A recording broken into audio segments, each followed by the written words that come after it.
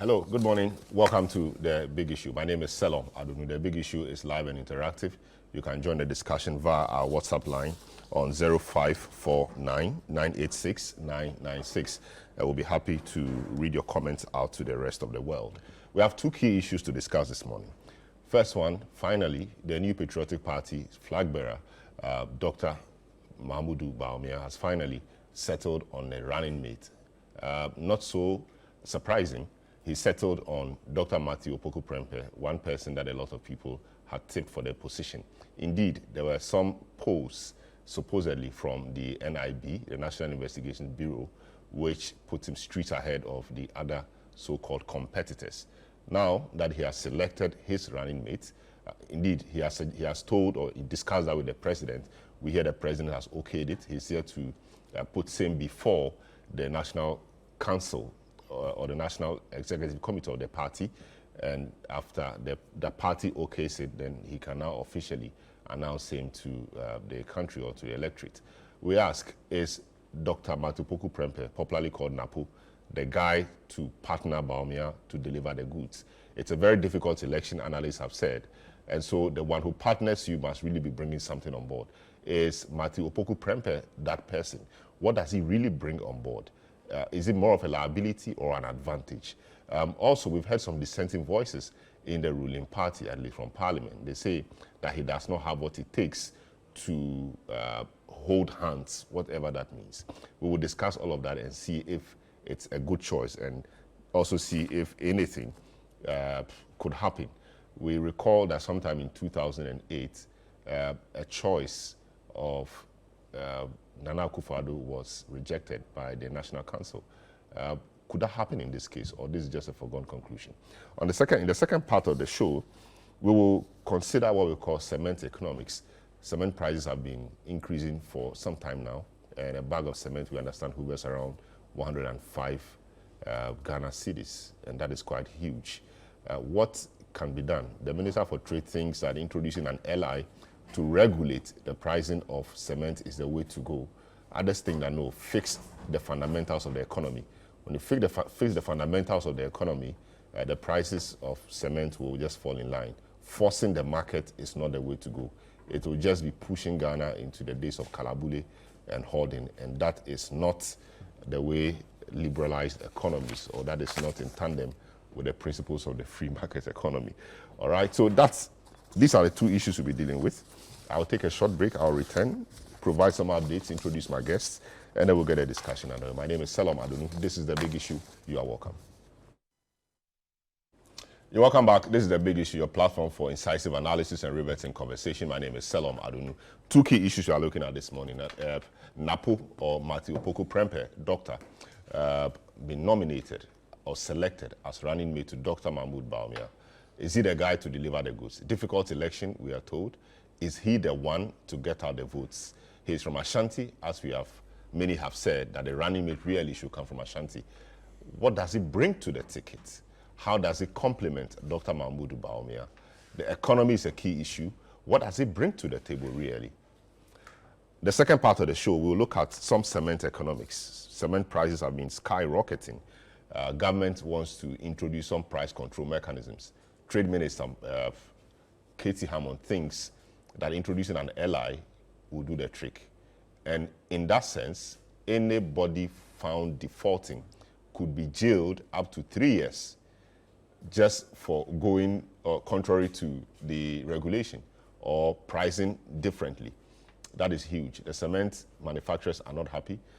Some economists think it's not a way to go. What do you think? Shouldn't there be a balance? Everybody wants to build, but you cannot really build without cement. Cement is important, but it's skyrocketing. 105, 107 Ghana cedis. When few months ago it was around 85. Few years ago it was around 32. Before that, around 16 cedis. What has changed? People think that the exchange rate is the main driver. And why shouldn't government focus or concentrate on dealing with the exchange rate so that the price of cement will not expose us? Well, that is our show today. Let me provide you some updates. Now, the flag bearer of the governing New Patriotic Party, Dr. Mahmoud Bawumia, has officially informed President Nana Dankwa Akufo-Addo of his choice of Dr. Matthew Opoku Prempeh as his running mate for the December polls. Dr. Bawumia met with President Akufo-Addo ahead of his meeting with the NPP National Council, which is slated for next week on his choice. It is reported that the president provided guidance, shared his views, and eventually endorsed Dr. Bawumia's selection. Dr. Opoku Prempeh, who currently serves as Energy Minister, has for months been reported as Dr. Bawumia's running mate or preferred choice for the position. A recent survey by the National Investigations Bureau tipped Dr. Opoku Prempeh as the favorite among other contenders for the position. Meanwhile, the National Democratic Congress says it is not perturbed about the likely naming of the Energy Minister, Dr. Matthew Opoku Prempeh, as a running mate to Dr. Mahmoud Bawumia. Dr. Bawumia, as we know, submitted a list to the name to the president, and the president is okayed it. Now, Deputy General Secretary Mustafa Gbandi says the NDC is not afraid of someone who lacks credibility and has failed to address the power challenges in the country. Here you bring a running mate who is as useless as, whatever you may call it. What is NAPO's track record from the Ministry of Energy? Zero, except corruption. What is NAPO's record in the Ministry of Health? Bad implementation of a free senior high school policy, which is today something all of us, even though the policy is good, the semantics are very nice, but badly implemented. NAPO is a minister under whom 84 million Ghana cedis was awarded in contract for Wi-Fi in secondary schools, but we don't have computers to connect those Wi-Fi. Is that the person you are talking about? That level of intellectual incompetence? That character who is arrogant? That character who says to Ghanaians that even though you are complaining about them, so you can bring your own timetable? That character who doesn't show responsibility of leadership to the problem he faced as a minister under his ministry? Would he take sole responsibility for the number of businesses that are collapsing because they can't bear cost of energy, electricity? All right, so that's Mustafa Gbandi of the National Democratic Congress saying that they do not fear NAPO, and so they are ready for him. All right, I guess for today's discussion, this segment, the Honorable Baba Jamal, former Member of Parliament, former Deputy Minister in the Bahama administration, former MP for Akwetia, yes, Baba Jamal Esquire. Welcome to the program, Baba. Thank you. Dr. Dixon Adomaku Kisi, Member of Parliament for Anya Sotu, no stranger to this program. Doc, you're welcome. We also have Dr. John Osai Kwapon, Research Fellow of the CDD, and Franklin Kujo, President, Imani Africa. We are happy to have the two join us as well. All right, so let's just get it straight. Let me start off with you, Doc. Adomaku Kisi.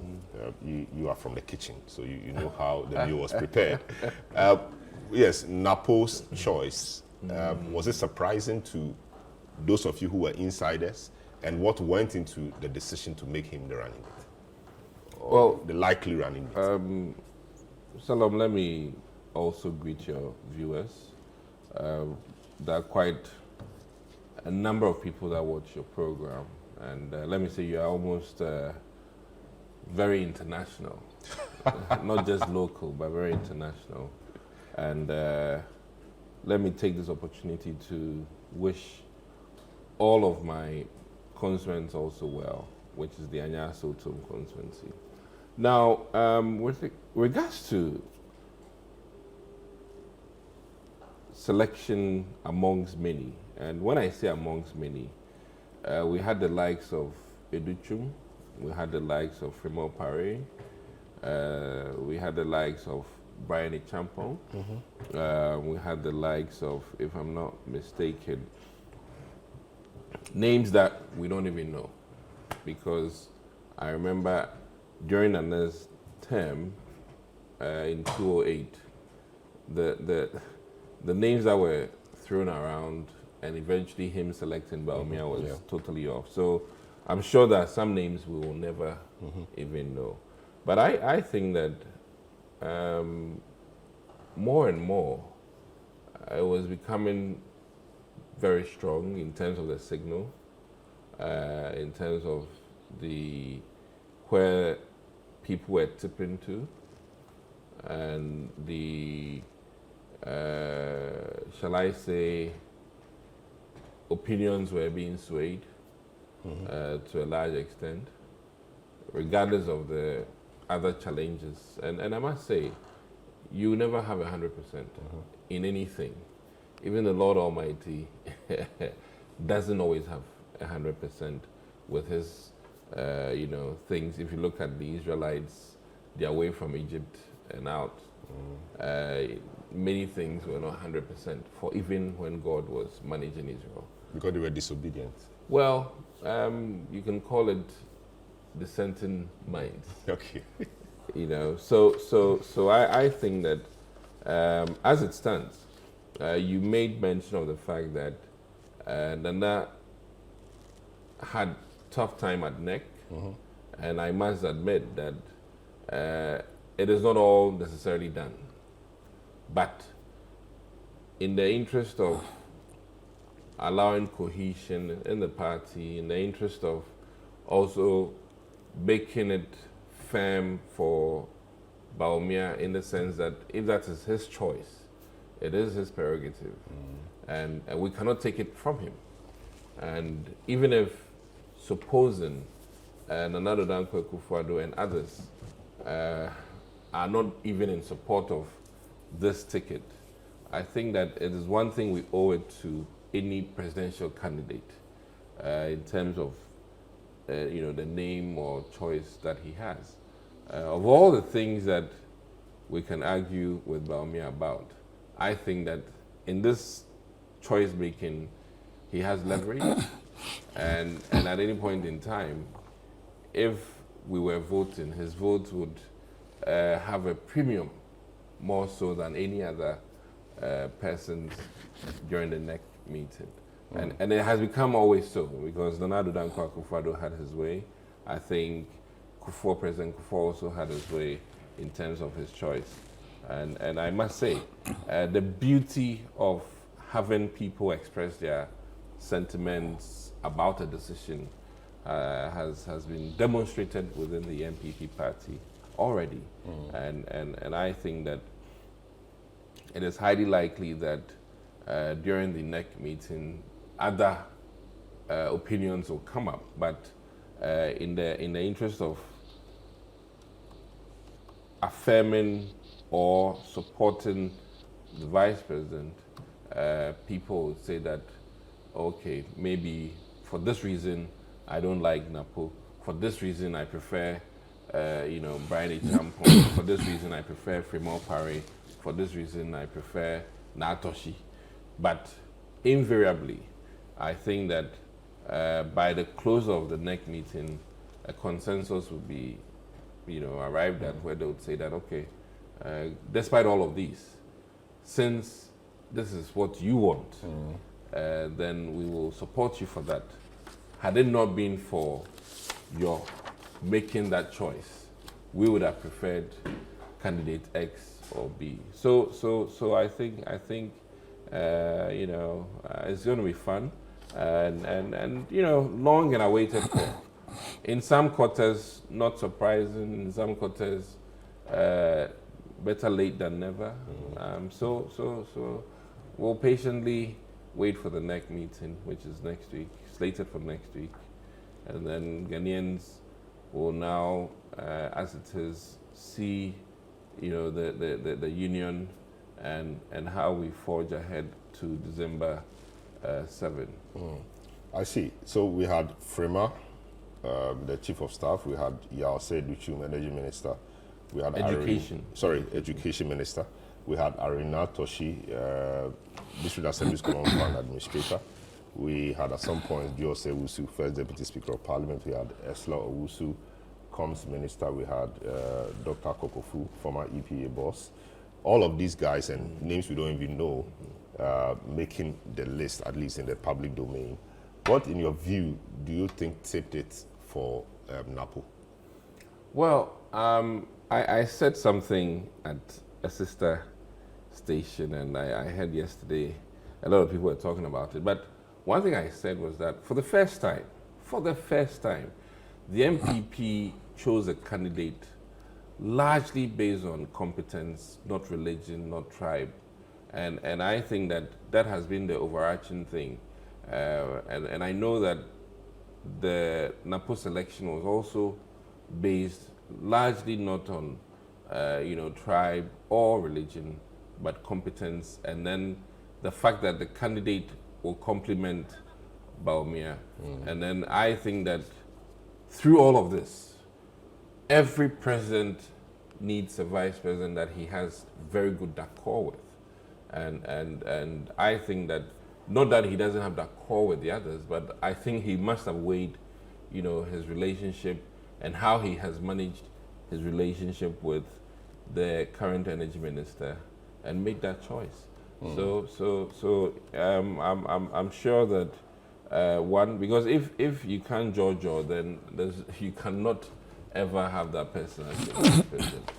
So I think that, and then overall, I believe that His Excellency Bawumia has an inclination that if he goes to this battle with NAPO, his chances are much higher. And I can't really determine or say all the things that Mahmoud Bawumia looked at to make that decision.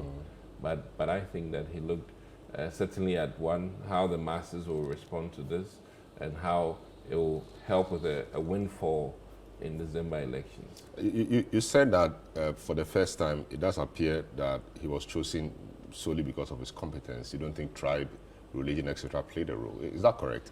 Because we know, and we've heard from people like Jose who said that there is a consensus that the candidate or the person should come from Ashanti. So that is a tribal consideration. And we know that Ashanti being the heartbeat of the party and the fact that the votes are there, you need somebody from that side who could get out the votes. So that consideration... No, but you mentioned Natoshi. Natoshi largely, Yeah, but I mean the choice. A lot of names will be thrown out. Yeah, but I'm just saying that if it was so, then Greater Accra region would not have seen our name in there. And let me be also a bit truthful. Natoshi is also Ikuapem. Okay. Yes, and the Ikuapem Ghana combination, really would not have even been considered. And I must add, because I'm from Anyansotum, Honorable Ayokobotwe, even, I think her name also popped but up she's busy at chasing some point. No, I'm just saying at some point in time. So I think that the MPP party has matured to a certain level now, that our decisions, and that is where Ghana should be, where our politics now is no more, ethnicity, no more religion, but rather people who can serve the country well. Yeah, so that's my pushback, really, because we heard, of course, from Joe Sewusu that there was some silent consensus. So, but Joe Wise, Yes. Joe Wise is from Ashanti region. Yes. And I think that he will have a preference, if he could, that the candidate... And I mean, the thinking generally was it was going to be difficult for the Ashanti party to accept anybody else, okay, apart from... So now, maybe for a while, it's been taken away from Ashanti.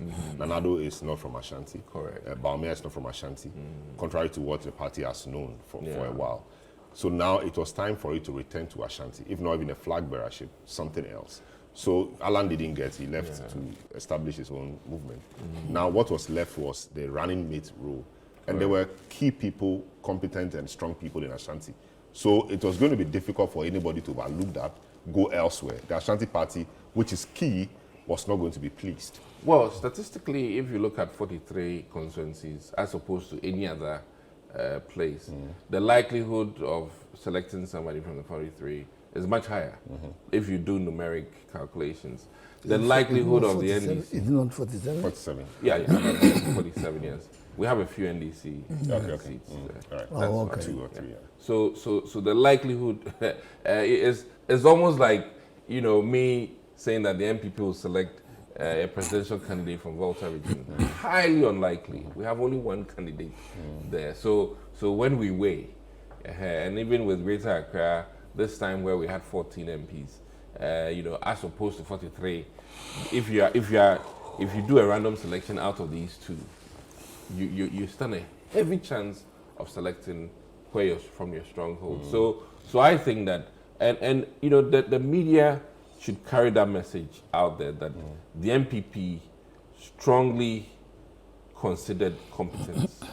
And what I mean by competence is professional competence. You know, I need to qualify it. People who have the experience at NAPO or any other, you know, of the consideration. And I must say that, you know, his parliamentary experience and public office work.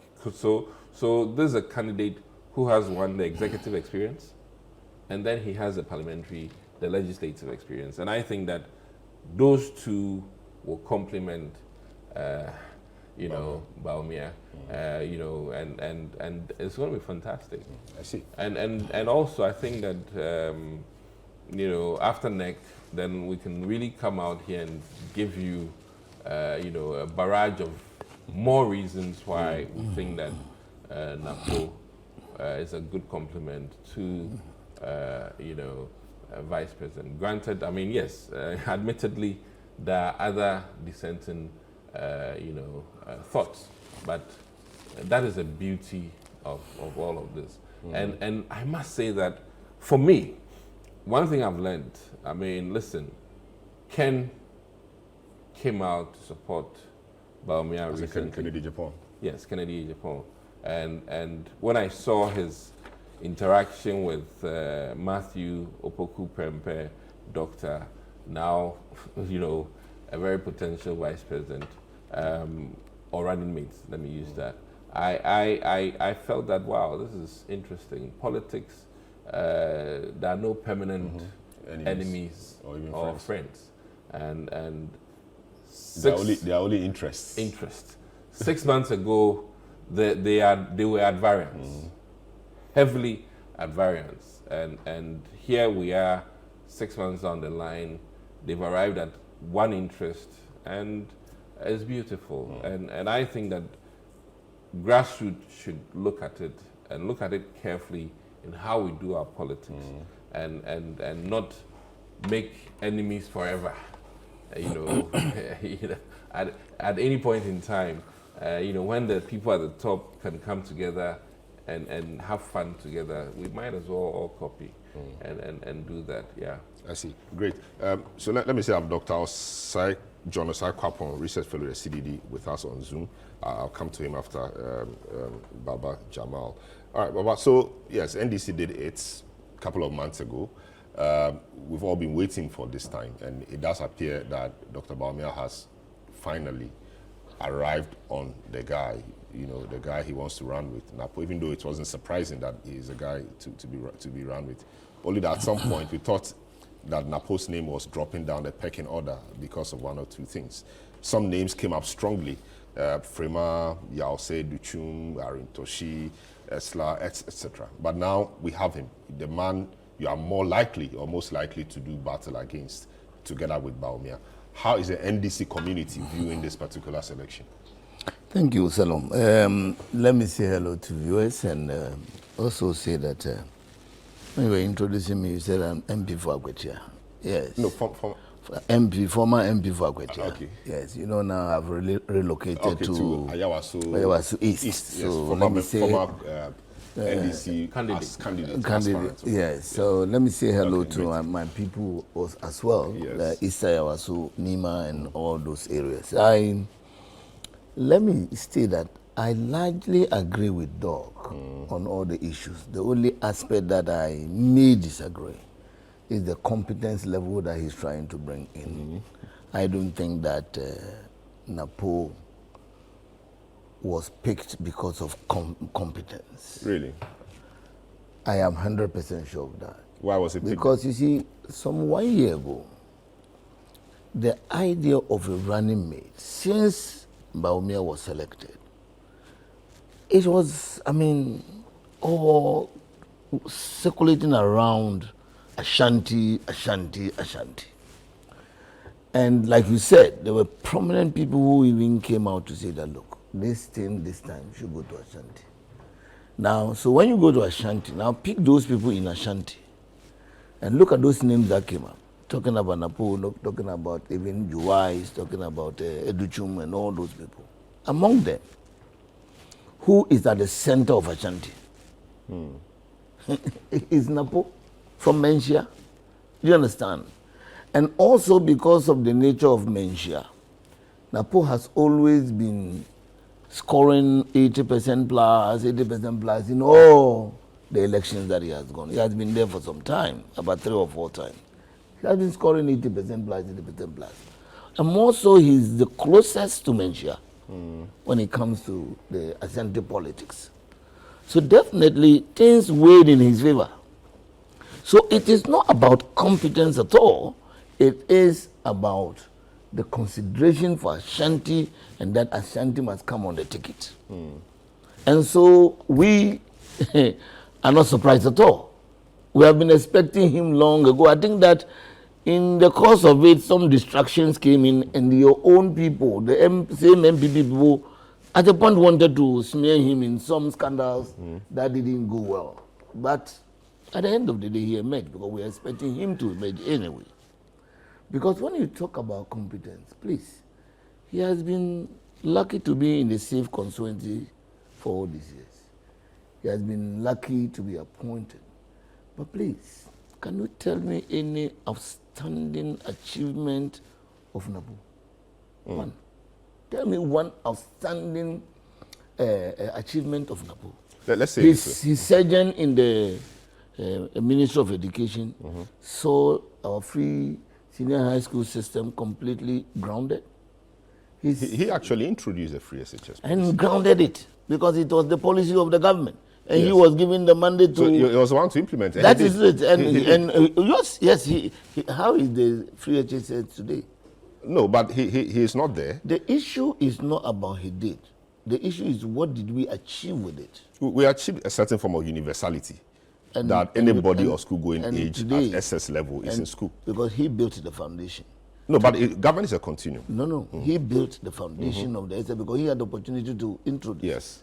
And what happened to today? Because the foundation of every building is the basis of its strength. But you also agree that in introducing a policy, things don't have to be 100% before the policy. I'm not saying 100%. So that's what he did. If you go to school, nobody expects you to score 100%. When you go to school, we expect you to score 60, 70. When you are lucky, you get 80. Like I've already said that. He has been scoring 80% in his constituency. So when it comes to parliamentary politics, he has been very successful on that score. But come to his, you see, he's introducing the competence, and this is the competence I'm looking at. He introduced the free HSS. What did he happen with it? Today, as we talk now, we are as confused, all parents are as confused as anything, because your children even come home, you don't know what is happening to them.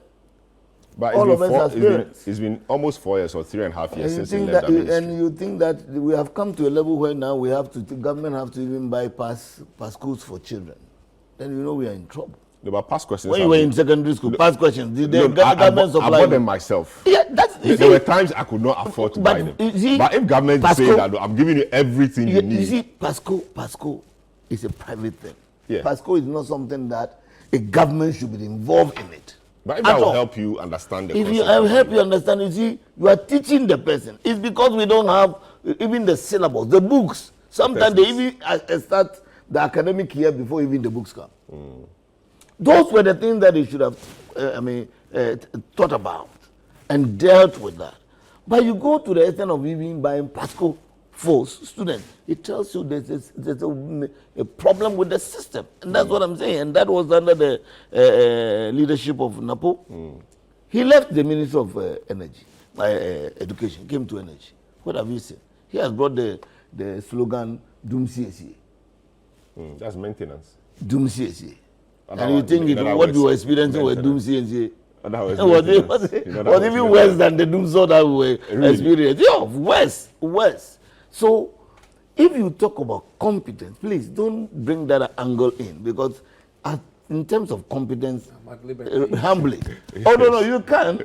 In all humility, I don't think that the competence level was the reason why he was selected. You see, when you look at when Kufuor was selecting Bawumia, Bawumia was succeeded, albeit deceiving the people, was able to establish some pedigree of competence. Everybody sees this guy and sees that the guy is an economist. He will tell you, he brought the idea of if you play politics or whatever, this thing will expose you and all those things.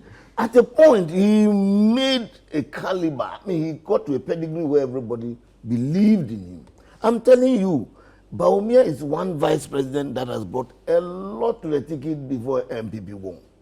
He brought a lot. In fact, his contribution to your success was significant. Because that time it was clear. But compare that to the situation we have now. Definitely it's not like that. It's not as we all expected. So competence, I doubt. But you see, one good thing, and that is what I'm saying, that in Ashanti region, you couldn't have bypassed NAPO because he was the best in terms of Ashanti for you. Why? One of the things is that Bawumia, up to today, is not accepted as a party man. We had that problem with Atamos sometime, when Atamos was brought on board. We had that problem because his acceptability in the party was a bit doubtful, was not the level that everybody expected. So, and Bawumia is still facing that problems today. People still see him. I saw some MPP people, Kwamina Japan and co, when they were making their campaign saying that this is an outsider. We have to even create a card for him. So his acceptability level in the party as a party man is in doubt. It's in doubt. Now, he needed a complement of a full party man, politically tested, to complement him. And I think that he found that in NAPO. And NAPO coincided with NAPO coming from Nigeria. So it was a good choice for him. And so we didn't expect him to go beyond NAPO. And I've told you, I've been expecting NAPO 1 year ago to be mentioned. And it even delayed. You have even taken too much time.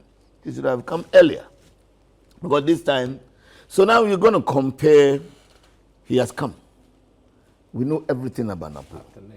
Of course, it's a matter of course. It's a formality. It's a matter of course. We all know that you can't make a choice when you have not consulted major parties. But we hear in 2008, Haji Alima was rejected by NEC. Well, that was when you see, when you look at Haji Alima's situation, it's different from what we have today.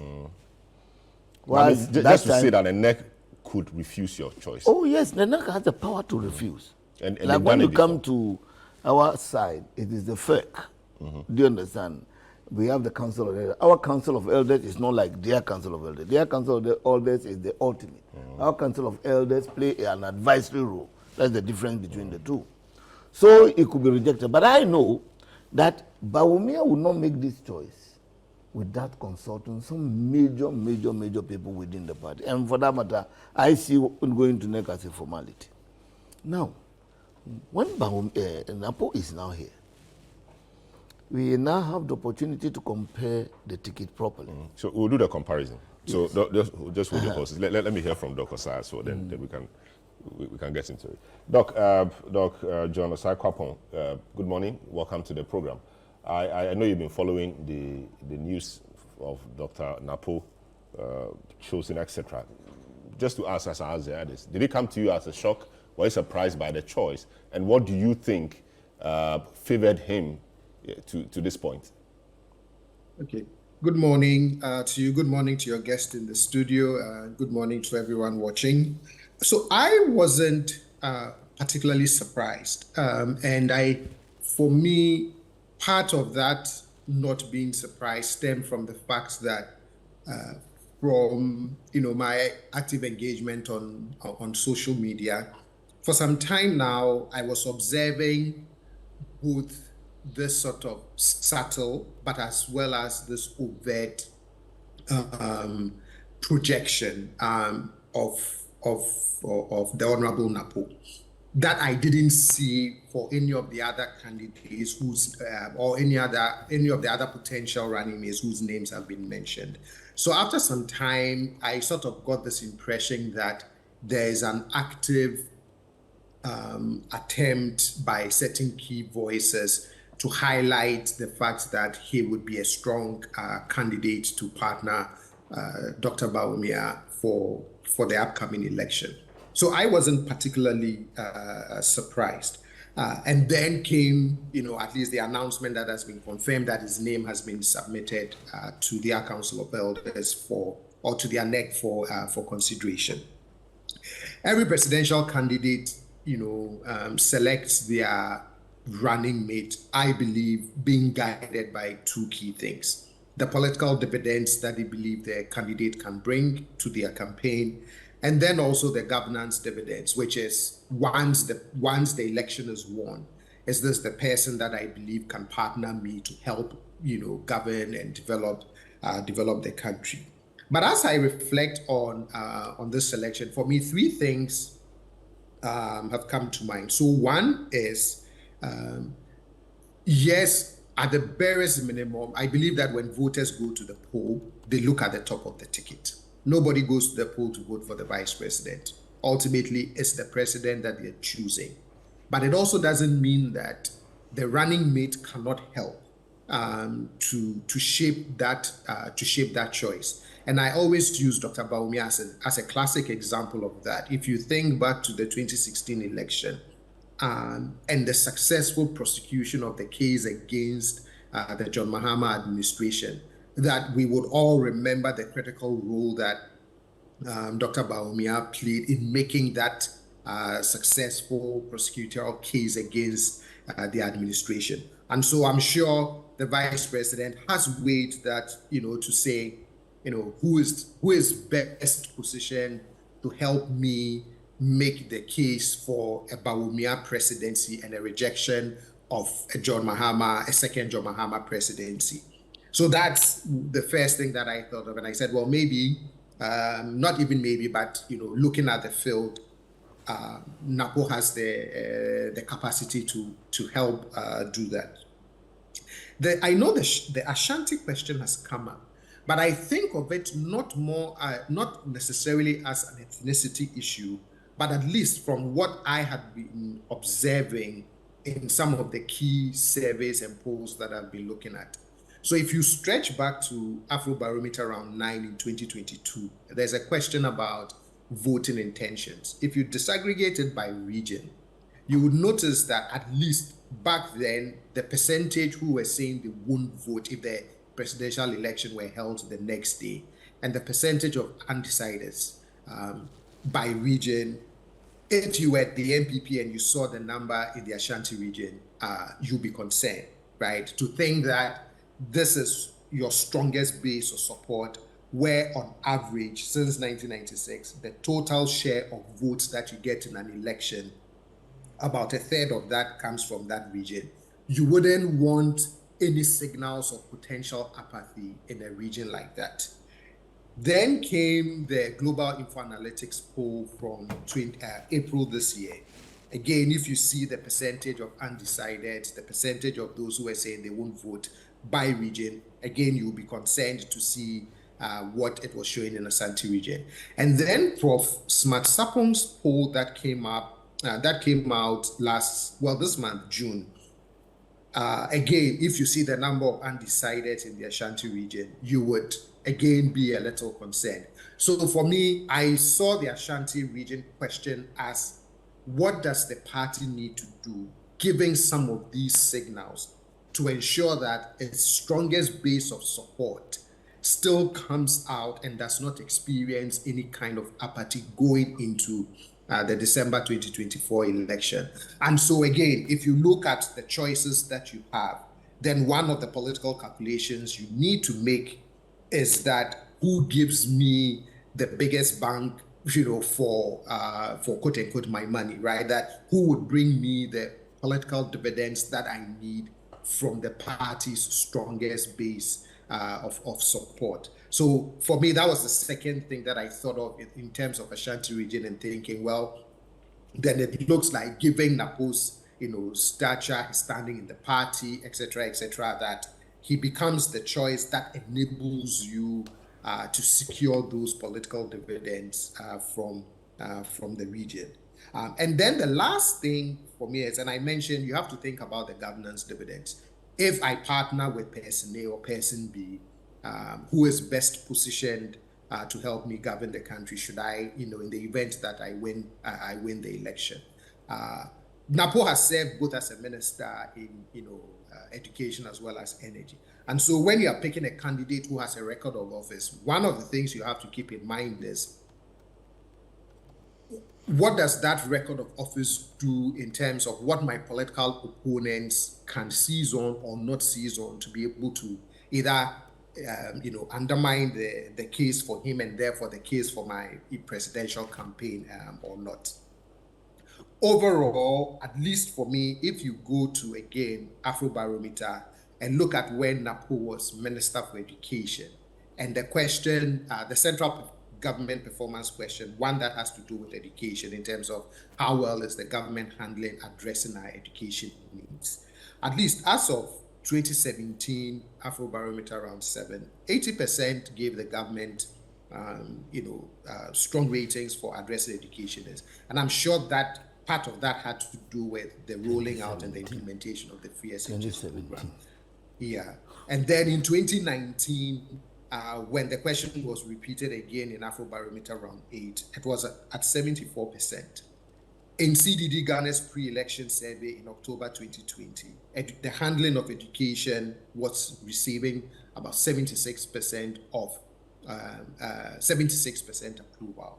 So again, for me, if you look at some of those numbers, I can see how, if anybody who has paid attention to it in the selection would say the record in office does not necessarily present the kind of liability that can undermine my bid for the presidency. Yes, I know that in recent times, and you're starting to see some videos cropping up and it being sort of used as one of the reasons why he presents challenges, right? But I see it as, yes, I agree. There are some things that I think he expressed it in inartful ways, if I may describe it as that. For example, the question of a doomsaw timetable, all of that. But I think when you put it all together, for me, the choice makes sense. I can also see that this is the choice that the vice president, and then any other things that he weighed from all the potentials to have settled on this, to say this is the choice that would help me make the case for a Bawumia presidency. And in the event that we win, this is the choice that I believe can help me govern.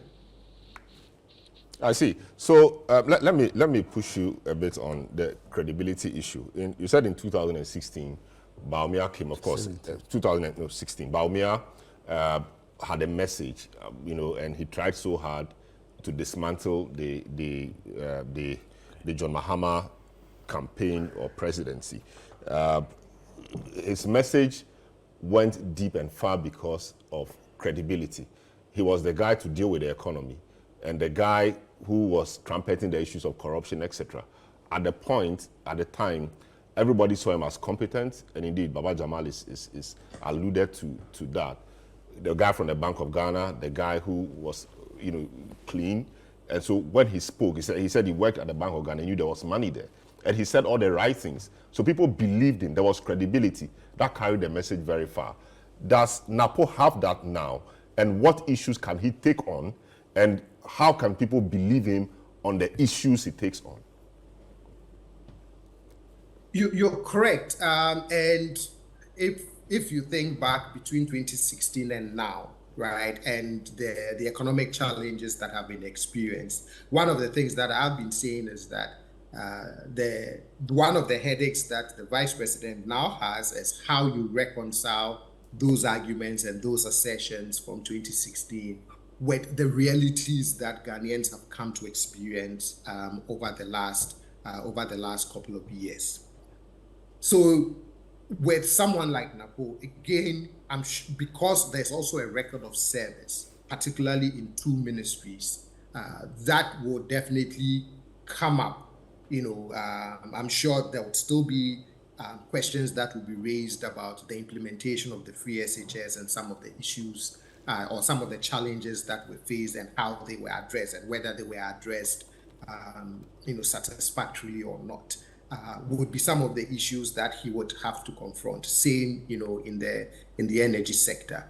But overall, for me, if I look at him, I see no reason why he would not be able to be that reinforcing voice for a Bawumia presidency. Yes, it will be up to the voters ultimately to decide what they make of it.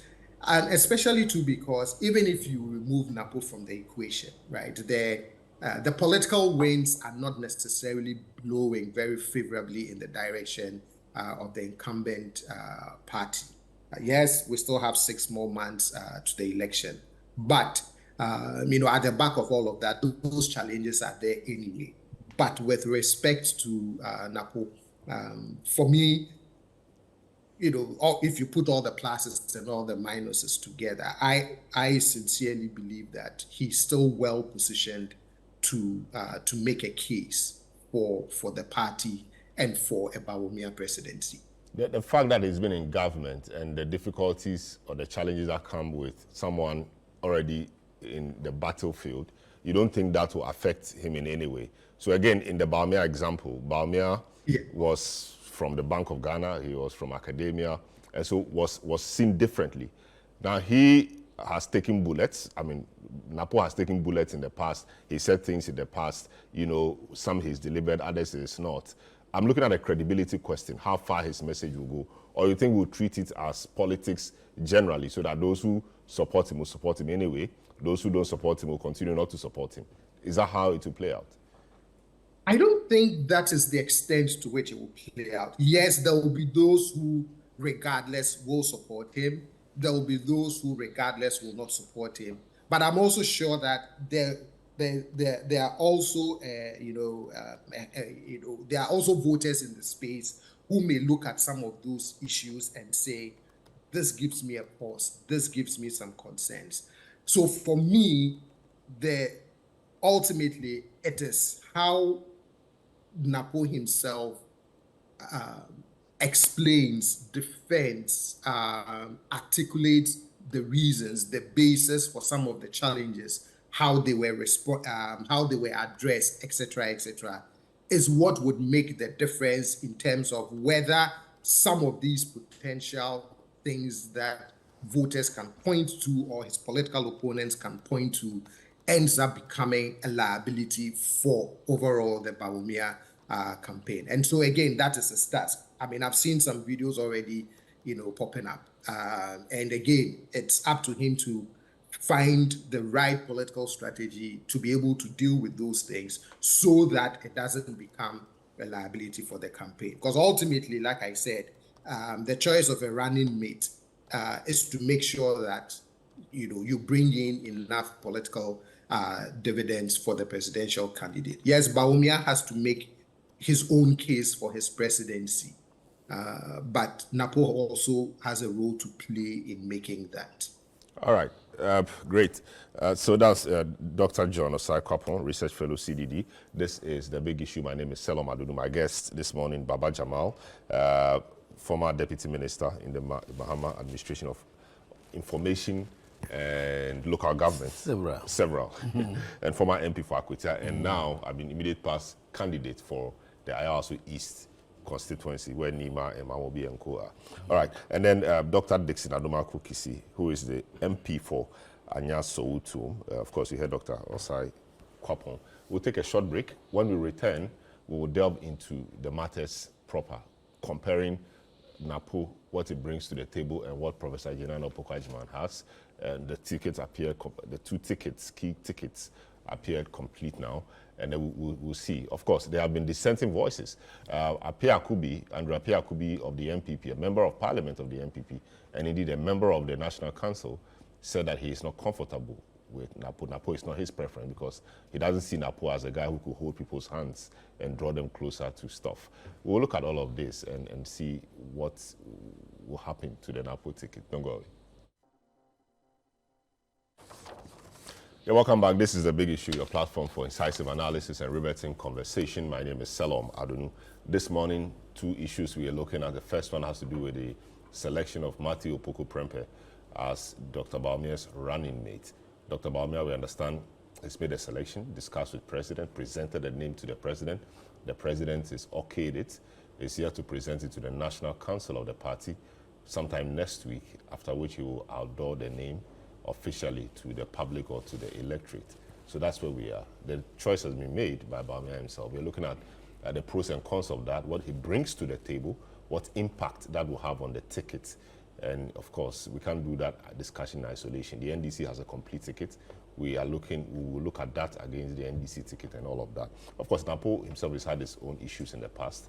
We're looking at all of that, and the consensus, at least from two of my panelists, does suggest that if we put everything together, he's the guy. He has the Ashanti backing more or less, even though there are a few things in there we'll look at, because Dandi Akubi, who is a key member of the party in the Ashanti caucus, says he's not comfortable with him. We know he has issues with, NAPO has issues with Wontumi as well, who is the Ashanti regional chairman of the party.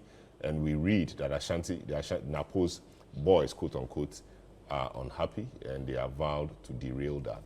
The party said they are working on that. And a few issues. We'll look at all of them soon. In the second part of the program, we'll look at some cement politics.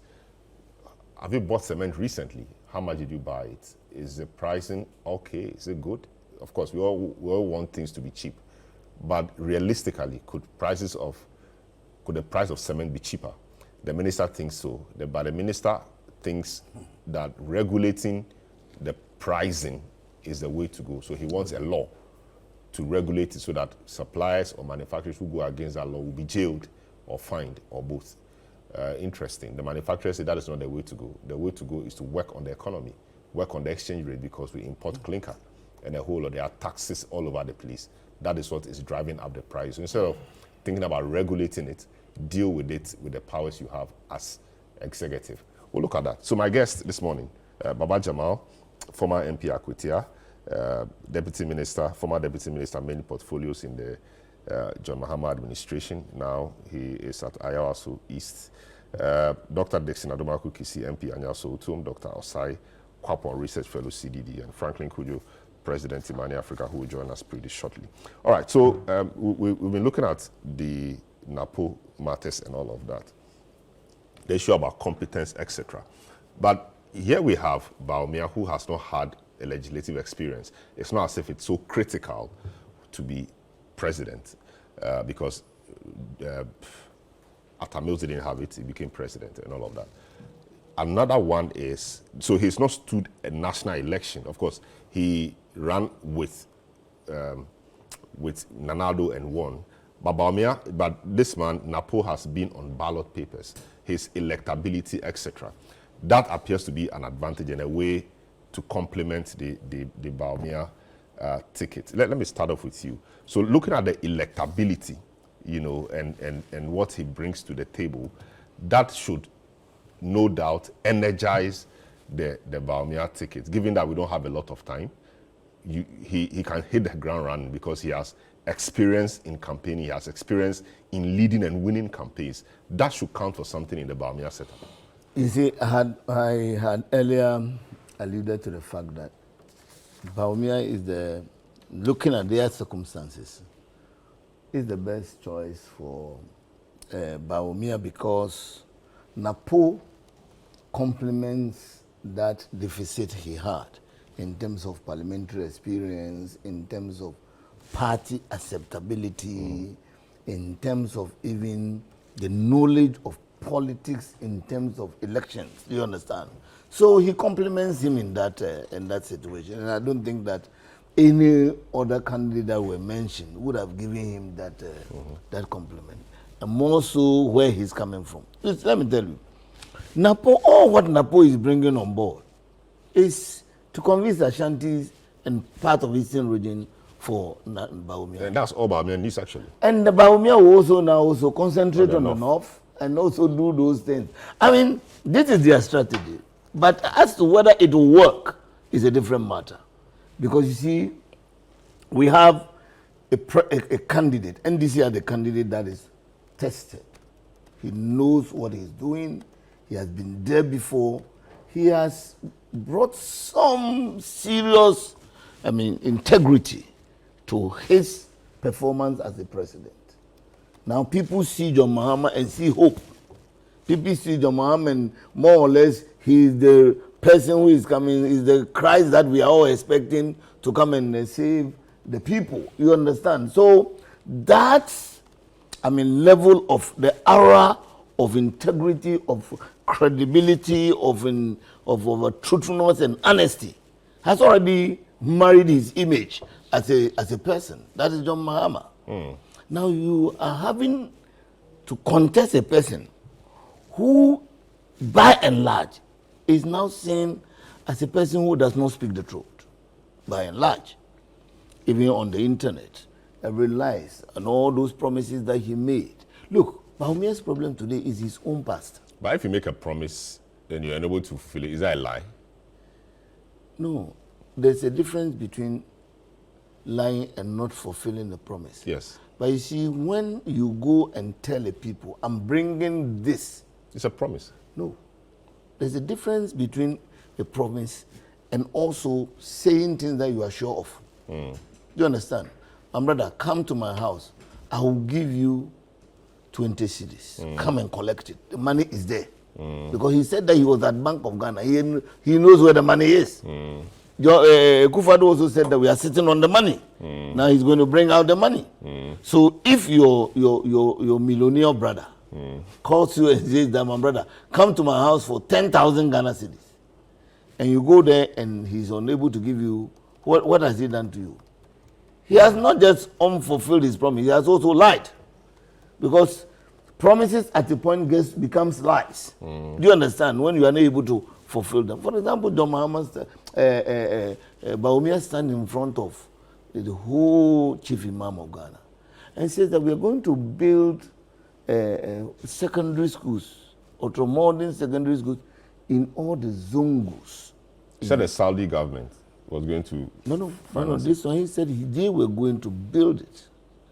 And so if at the end of 4 years, getting to 8 years, and you have not built even one, if you have even built one, then we say, oh, it is in the process. Not even one has been built. That cannot be said that just unfulfilling promise. It becomes a lie. So you see, that type of statement that Bawumia made, look, one of the serious statements that he made was, look, we have the strategy. Our roads, why should we be suffering on the roads? We will just tow the road and do all the roads in Ghana. He made this statement on a platform that everybody was looking at him. Today, where is even the toll booths? Where is even the toll booths that you are going to tow to do the road? So that kind of... but he has repeated that in his campaign. Liability, no, you see, that's why I'm saying that. Bawumia's problem is his own past. His past, but he still believes in towing the roads. Yeah, because recently on his campaign, he said that. But he's the vice president of Ghana. Yeah, but he said he didn't have the steer. The president assured us. The president assured us that he is the man for the economy. Whilst he will be doing the politics, Bawumia will be fixing the economy. So if there's any problem with the economy, who should we question? Do you understand? So Bawumia, totally, the failure of the economy is the failure of Bawumia. Even Akufo-Addo, who is going, so we won't talk about him. But the failure of the economy is the failure of Bawumia. Notwithstanding the global challenges, the unprecedented global challenges that this economy has suffered. You know, Bawumia said something. I told you that his problem is his own past. He said, how can the global economy skip Togo, skip everything, and come to Ghana? He said that, you remember. Now, how can the global economy, which is caused even by Ukraine to extent, and other things. How can they skip all the countries and now become, our Ghana city become the worst performing currency in the world? But recently it was the best. Worst performing, we are talking about today. And now, how can we be so hungry that today, the Ukraine people cause the global economy, we are going there to beg for food, for grains. Do you understand? So Bawumia's problem is, so now, let's descend to, so Bawumia in terms of comparison with John Mahama is incomparable because they are just too vast. The difference is too clear. Do you understand? Now come to my NAPO. Compare NAPO to Nana Jane. That is a serious matter. Because I don't know where to start. Let me, how do you compare? I'll come there. So, how do you compare the two? No, we will compare it. The internal dissent. Yeah. Okay, that should be troubling. You know, Wuntumi's people, Apia Kubi, and he says he doesn't. I mean, people who know him and know the situation on the ground say he's not just speaking for himself. He's speaking for many other MPs, and MPs carry people. They carry constituencies. And so if this is the sentiment a day or so after a said announcement, then we are in for a tall order. You know, I am a firm believer in dissenting minds, dissenting opinions. Just a few days ago, during the American debate, Roe versus Wade came up. 50 years ago, the dissenting minds said no, they were not listened to. But now the dissenting minds have been listened to several years ago. So I believe in dissent. It's good. I think that to some extent, the key thing here is that Bawumia, it's his prerogative. It's his decision to make after weighing all the various options. And we can only make a plea that, oh, you consider my candidate or you consider this person. But beyond that, once he makes that decision, after that plea has been made, I think if we want to prove that we believe in Bawu 2024 and beyond, then it is sort of almost a requirement that we affirm what the Vice President has decided. And to show support, to show that we are solidly behind the Vice President and that his choice, even if it's not what we like, we will make it work. And I think that is that solidarity. And I can see my senior colleague, Andy, after NEC meeting, embracing NAPO and saying that, though you were not my choice, now that you have been given the full nod by NEC, we'll work with you. And that'll be the end of all of this, because Andy doesn't hold grudges forever. I mean, I know Andy. He'll make sure he lets you know his mind. But and one thing I must say about Andy, he's a lawyer's lawyer, in the sense that he'll make his case and without emotion. He'll make his case, not with the heart, but with his mind. When he's done, he's done. He moves on to the next. So his points are some of the sentiments, and I think Andy is always making sure that every voice is heard. And that is what he did, to make that known, that hey, there are some people who think otherwise. And that also shows Ghanaians that, listen, NAPO or whoever has been selected did not get it, without some issues. But if the issues are debilitating, the issues are likely to destroy the whole thing, why will you put aside or push aside those issues? In boardroom decisions, there's always a catch 2020, situation where you're doomed if you don't, and you're doomed if you do. And I think that regardless of all the consequences that may worry the party, I think that Bawumia, Dr. Bawumia, His Excellency, believes strongly that this pairing, will win him the 2024 election. People like Nyao Tamaklo think that NAPO was imposed on Bawumia. So it may not be his choice, but it's the choice of the hawks in the party. I beg to differ, and then I also need to add that,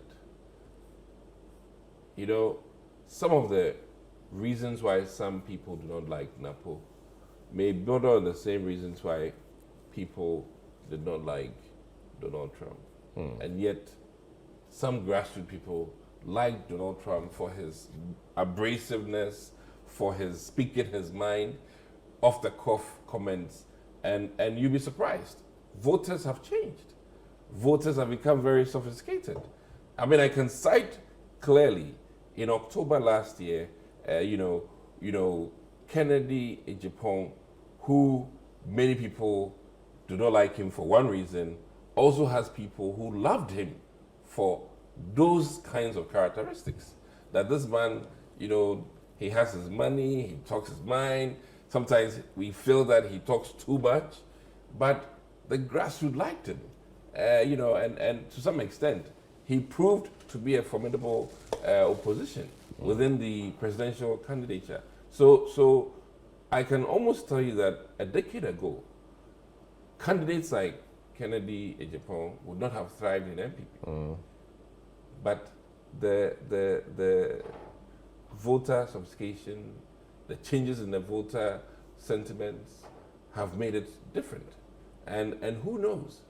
All the things that we are saying are uncharacteristic of a vice president, and that NAPO, we think, might not be characteristics of a vice president. For all you know, come December, those may be the reasons why some people say, you know what, of these two, and mind you, I think that his vibrancy, certainly second to none. And that one, Jane knows even, that NAPO is a bulldozer. People think he's abrasive. No, that's what I'm saying. He's arrogant and he has no regard for people. Listen, that's what I'm saying, that come December, for all you know, as for the two VIP positions, NAPO will floor Jean. And it's unfortunate that we can't have a debate set up for two vice presidents. It's possible. You know, or it won't It's happen. possible. It won't happen because you may run away from it, but we'll be prepared for it. And when I say floor, it is the bulldozer nature of NAPO when he is moving, the crowd he pulls. And you know, certainly he knows that NAPO one has the experience in terms of politicking more than Jane. That one, nobody can contest that.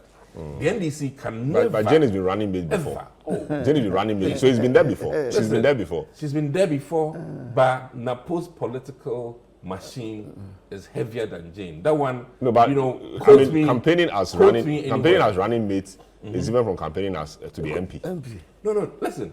NAPO literally, when we compare toe to toe, boot for boot, I know that in the hearts of Baba Jamal, he knows that NAPO is a dinosaur. I see. I'll give you enough time to do it. That one, listen. Yeah, I wanted to deal with the issue of dissent. Political animal. Is very well. More so than Jane. Yes, let me deal with the issue of the. Let's conclude the issue of the dissent. This Apia could be speaking on why he thinks that NAPO is not the right person for the job. It's not his preference. It's not his. Where in our MPP constitution does it state that at a time like this, the National Security will conduct a survey? Where is it? And is it the case that anybody would have instructed them to go and conduct a survey? And who did that? And if somebody did that, whose expense will it be? And why would we subject a national institution like National Security to conduct a survey for a particular person? Or why would somebody come under a directive to conduct a survey in respect of one person's appointment or one person's nomination? I think national security has more to do than this survey. This survey, I find it very unnecessary. And like I said before, if I was the presidential candidate, I would even disappoint the national security and let them understand that they are busybodies in this matter. Nobody invited them into this. You would disappoint them by not sticking to the candidate they're promoting. I mean, when did it become the function of national security to be promoting a particular candidate for nomination into a position of running mate? When? Why now? And at whose instance?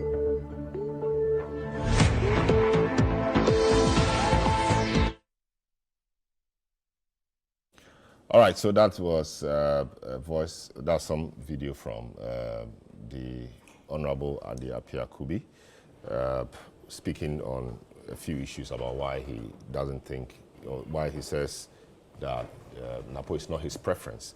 Dr. Osai, is this strange? Is it how destructive is this coming from a senior member of the party and a senior member of the caucus, a member of the National Council, making these comments publicly? How disruptive will it be to the chances of NAPO when he finally gets onto the ticket? I don't think it would be that destructive. I hope it's not. I always say that with these kinds of internal dissensions that parties would experience every so often, for example, once primaries, during presidential primaries or during parliamentary primaries, some of these, dissenting things can happen. Now, the Honorable has expressed his own reservation about NAPO as the selection. For me, the most important thing is when all is said and done, you want to make sure that these things don't drag, these things don't prolong. So he has expressed his opinion. Once the appropriate body, accepts Dr. Bawumia's choice and says we approve, he's officially endorsed. I hope that all conversations about whether he was my preferred candidate or not, for the sake of the party and for the sake of going into the election with a united front, would end. Because for me, ultimately, what is really that important then to some of these dissenting voices? The fact that their preferred candidate wasn't chosen, or the fact that they want to see their party win the election and continue to govern the country. And so I'm just hoping that when everything is settled, whether NAPO was your preferred candidate or not, that party unity and the importance of the party going into the 2024 election would override any reservations you may have had. And yes, the responsibility of that is not just on the dissenting voices to come around and accept it. I think those who prevailed also have a responsibility in how they treat those dissenting voices. And sometimes how you treat those dissenting voices can let some of these things drag on longer than it necessarily should.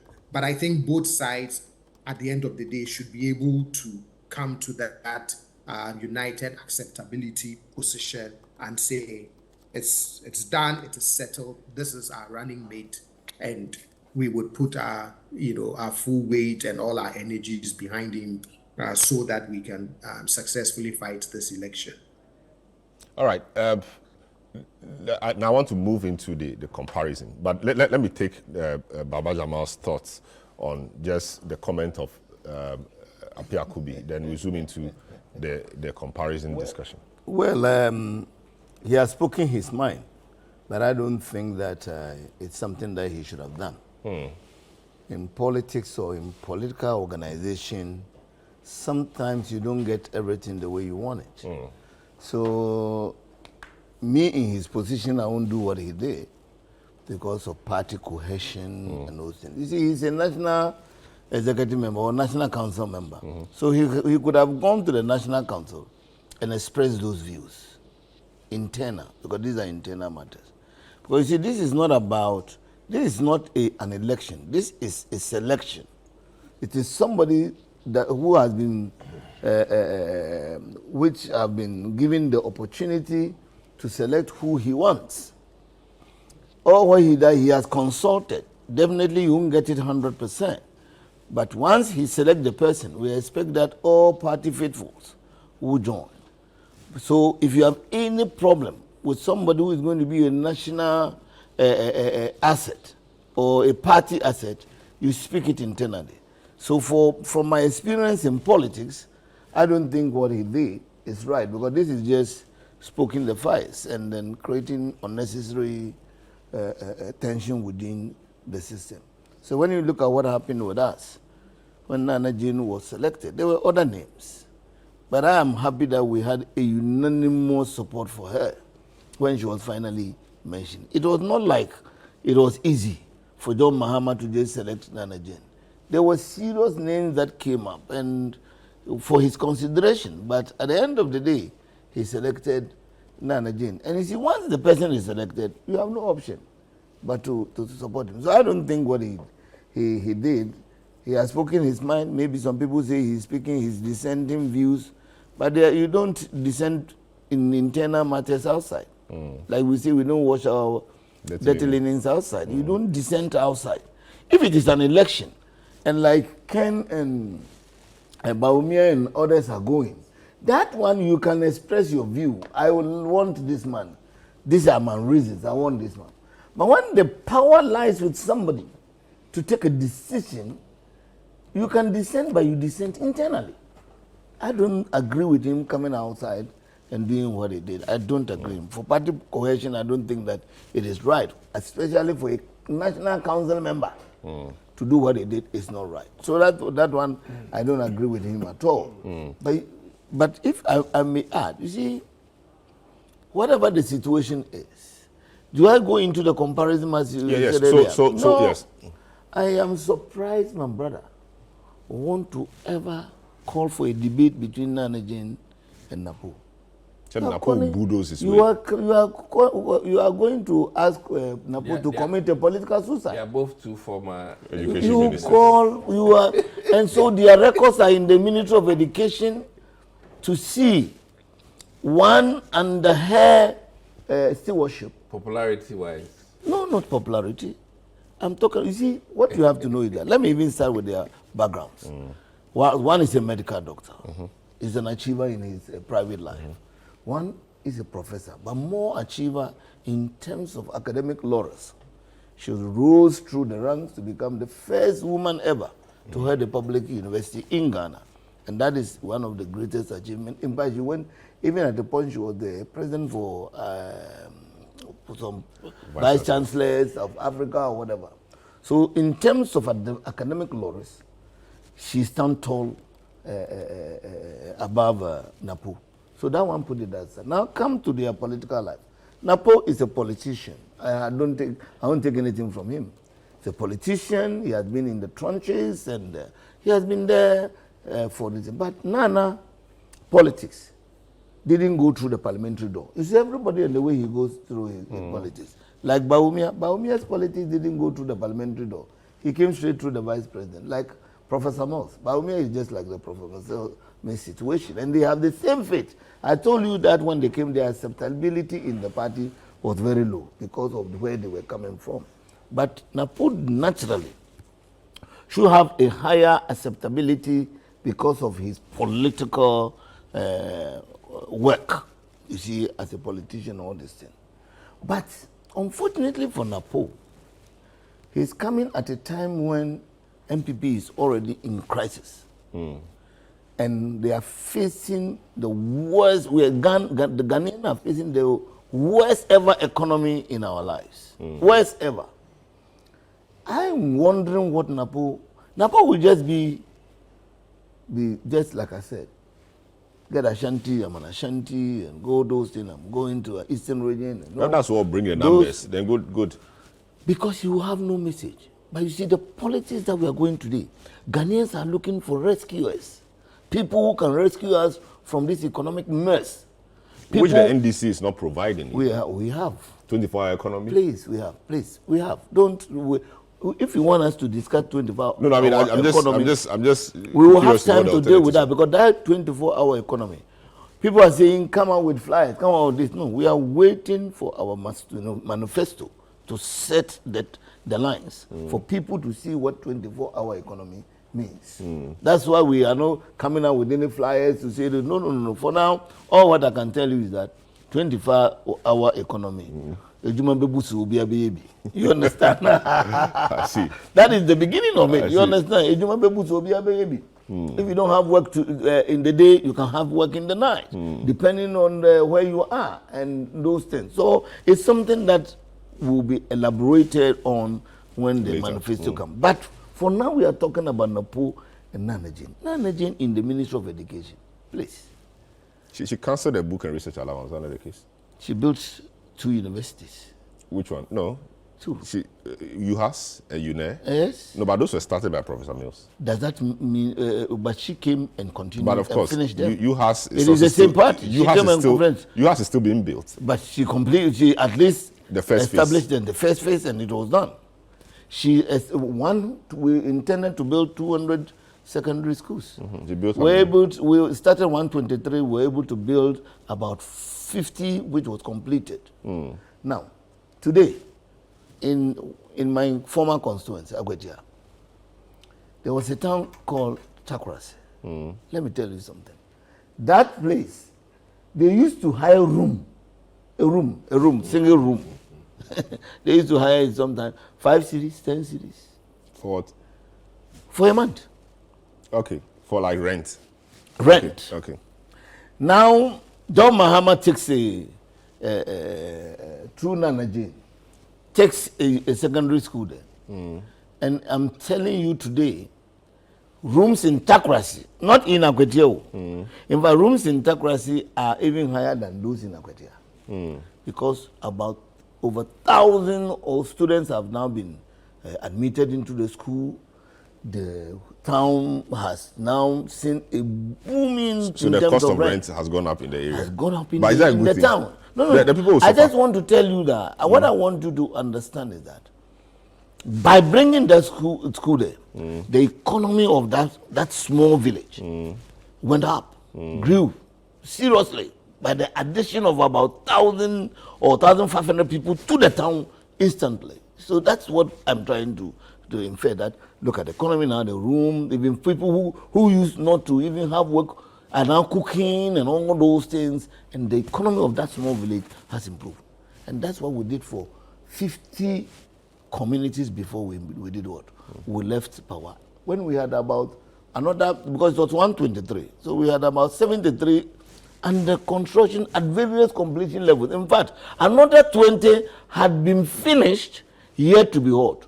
It's like commissioned. Let's put some painting around it and commission it. Another 20. Then the rest we are talking about. So, Nanajin's achievement in that place is not in doubt.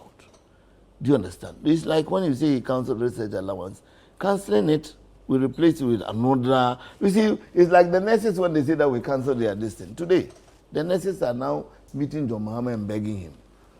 Because what John Mahama was doing was to say that instead of you taking allowance, free money, let's give you loans like all other universities, because you are no more diplomats. You are now at what? Degree level, tertiary level. So let's equate you with all the universities in Ghana. Go and take your loan, whilst we use the money to expand the system and also build more schools for you, more hospitals for you, so that when you come out, you can get a job to do. They said no. And then John Bahumia organized about 3-4 lectures on it. He took advantage, went into all those training schools. Today, what is happening to them? A lot of nurses are in the house. 2 years, 3 years, they have not been employed. 2 years, 3 years. A lot of people have come, and every year they are coming out and no job. So the nursing, which used to be an attractive area for people, now people have even started shunning away because there's no job for it.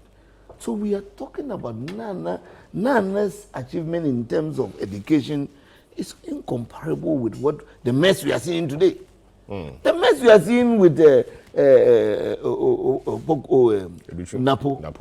NAPO has continued with the Duchum. He's a fine gentleman, I know him. But Their performance has been, that's why when you try to bring competence, I don't go there. When you talk about competence, starting from their private life up to the political life, please don't.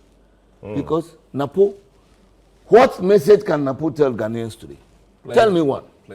Tell me one. Right, then is he going? Is he play? No, he will tell us when he gets the opportunity. Try and not go and be talking now. Let him come and tell us that the mess we are facing with the energy crisis today, how is he solving it? He shouldn't come and tell us. He has said doom CSA. We have heard this several times. We are still in the mess. It's maintaining the system. Maintaining what system? Do you, when electricity came to Ghana, since then coming, was there no maintenance? Yeah, but the system. Did you see the maintenance where a place will be off for several hours and then another place off for several hours? Because the system has changed, obviously. What system has changed? So, for example, now we are struggling to get gas from the West Africa gas pipeline. If that, if the gas levels are low, also that the vision of if the gas levels, if the gas levels talk about are low, we cannot power the plant. I'm saying that talk about the vision of John Mahama by setting up the Ghana gas. Yes. But if Ghana gas was producing enough, we wouldn't be dependent. Who is in charge of the economy today? Who is in charge of the economy today? We are saying that we had a vision that we know that the electricity from Akosombo and other places will not be enough. So we have to do a gas pipeline that will come and supplement. Now somebody said that when we're doing all these things, they were criticizing us. Today, the gas pipeline is the lifeline for our system. And then you come and say, my position on these two personalities is that you are comparing a giant with a dwarf. You have brought somebody the dwarf is the NAPO. NAPO, but what is NAPO's pedigree in terms of national politics? As you rightly said, Nana Jane. You see, what background is he bringing? Hold on. You see, Nana Jane. Any day. Oh, please. Politics. Oh, please. Any day. Oh, please. That one is a fact. Don't allow. You see. So you just wrap up. He has the floor to tell us. No, that's a fact. Doc, NAPO. We can debate it. NAPO. No. We don't need to debate it. We are calling for a debate. The grassroots. No, we are calling for a debate between Nana Jane and Opoku. NAPO. The brand NAPO is it's not about brand, my brother. It's not about brand. I'm saying that. No, are you running away from it? Are you running in terms of what? Head what? Somebody called. Head what? When Napo's name became popular was the doom. When Napo's name became popular was the one the doom. No, but he became. He was quite popular, but he became more popular when he introduced the free SHS. When he started implementing the free SHS. Listen. The free SHS is a flagship. When has more political experience. Okay. So can I speak now? Yes. I'll let you speak. I'll give you 1 minute. Do you know something? I'll give you 1 minute. When Napo started the GSS, the free SHS was very popular in the beginning. Like NAPO? Oh, hold on. Was very popular. And you see, when you start something and it's popular, when it's coming down, it comes with you. And that's what has happened. No, then he wasn't there. He left the ministry. Please. Then it's when you come down, there are challenges when Napo got to the thing started descending and Napo was moved to energy crisis. Now we saw another energy crisis here. So it means that wherever he goes with problem. So we now saw the energy crisis in the energy ministry. What we are seeing today, we are very happy. We knew he was coming. We know his background. We know all the things. We know he's, colossal. We know he will not add anything to the value. Nothing. No, but you just said he will bring Ashanti vote.